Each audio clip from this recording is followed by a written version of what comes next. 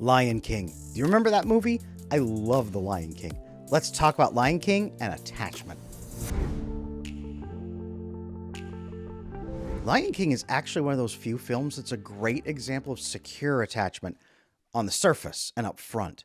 Simba grows up loved by his mother and father. It's wonderful. The bond that he has with his dad, Mufasa, is incredible. People ask me all the time, what would secure attachment look like? It looks like The Lion King at the beginning. Now, yes, Simba is rowdy. He's running all over the place. He's a little cocky.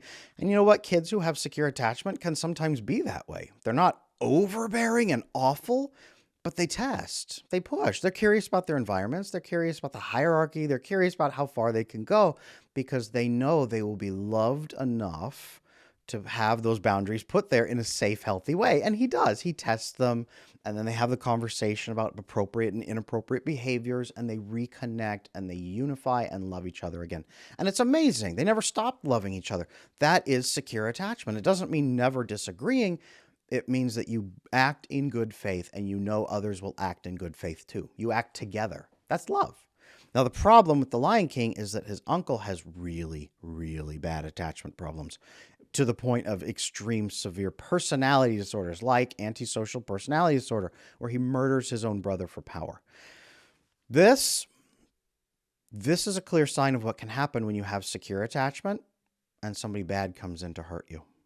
Because that's exactly what happens. Somebody bad comes in and hurts them. And a manipulator from outside. Unfortunately, in the family, a toxic family member acts upon him and wounds Simba's attachment. And Simba develops what we might call disorganized attachment style. Anxious, avoidant, fearful, and running away from people and not wanting to connect with them. And he runs away and finds people who say, hey, it's great not to connect with people and not to have problems. The three of us will just be a family.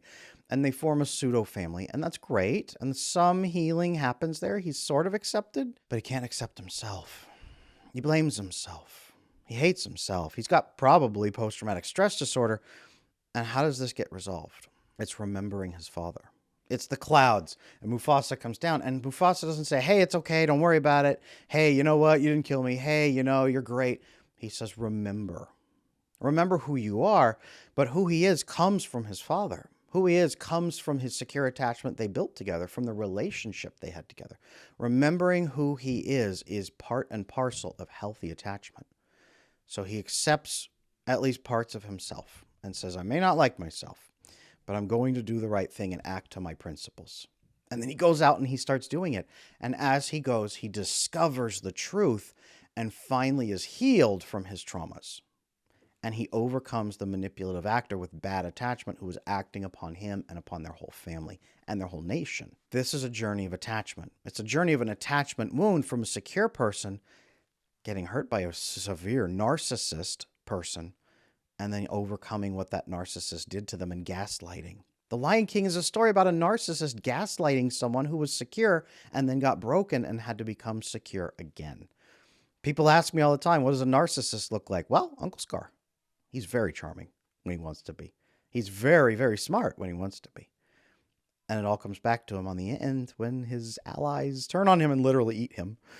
And that's what often happens to narcissists too, is their life crumbles. It's awful. It's a miserable experience for them because they spend their whole time acting upon people and eventually they run out of allies. The Lion King is a great example of narcissist gaslighting and secure attachment.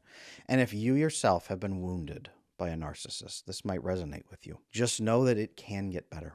If you have no other alternatives, everything I teach is about healing attachment. I would love to coach you and teach you how to heal your attachment one-on-one to overcome the lies and the pain and the wounds that you've experienced.